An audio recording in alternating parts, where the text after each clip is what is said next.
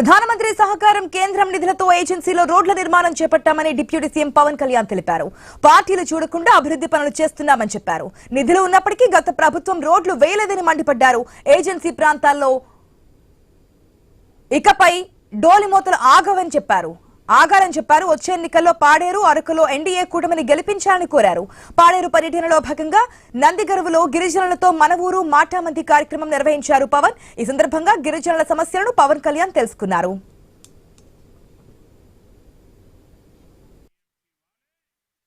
మీరు బాగుండాలి, మీకు కన్నీళ్లు రాకూడదు, మీ దగ్గరికి మీరు కన్నీళ్లు పెట్టకూడదు.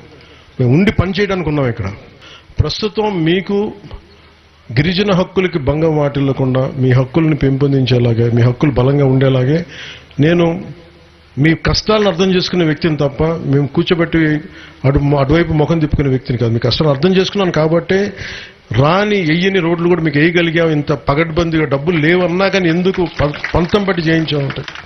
అలాగే జల్ జీవన్ మిషన్ కూడా గౌరవ ప్రధానమంత్రి గారు 4,000 కోట్ల రూపాయలు మనకి ఇచ్చేస్తే 26 కోట్లకి 28 కోట్లకు డబ్బులు ఇస్తే గత ప్రభుత్వం, వైసీపీ ప్రభుత్వం డబ్బులు తీసుకోలేదు. దాన్ని ఈ రోజున 4,000 కోట్లు ఖర్చు పెట్టి పైప్ లైన్ వేసి వదిలేశారు.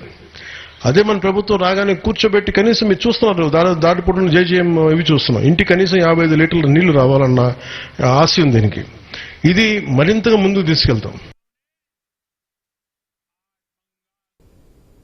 అల్లూరి సీతారామరాజు జిల్లా పాడేరులో డిప్యూటీ సీఎం పవన్ కళ్యాణ్ పర్యటించారు. జనసేన ఆవిర్భావ దినోత్సవం సందర్భంగా ఓనూరు జంక్షన్ లో పార్టీ జెండా ఆవిష్కరించారు. వర్ధనపేట గ్రామంలో రోడ్లు, డ్రైనేజీలను పరిశీలించారు.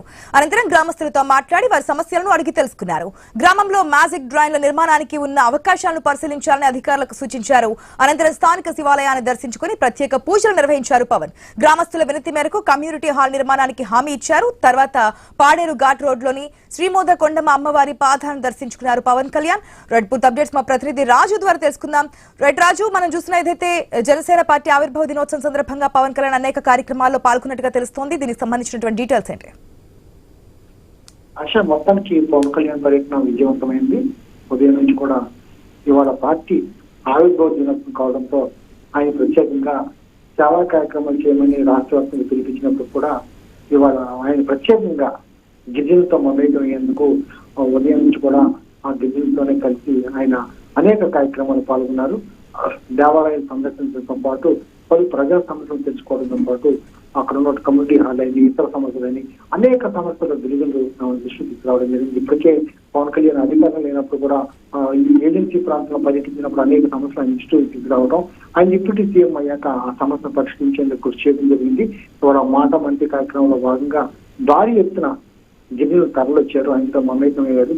అనేక మంది తమ గ్రామాల్లో నెలకొన్న మంచినీటి సమస్య అవ్వచ్చు, లేకపోతే ఇతర సమస్య అవ్వచ్చు, పౌష్టికాహార సమస్య అవ్వచ్చు, రోడ్ల సమస్య అవ్వచ్చు, అనేక సమస్యలు ఆయన దృష్టికి తీసుకురావడం జరిగింది.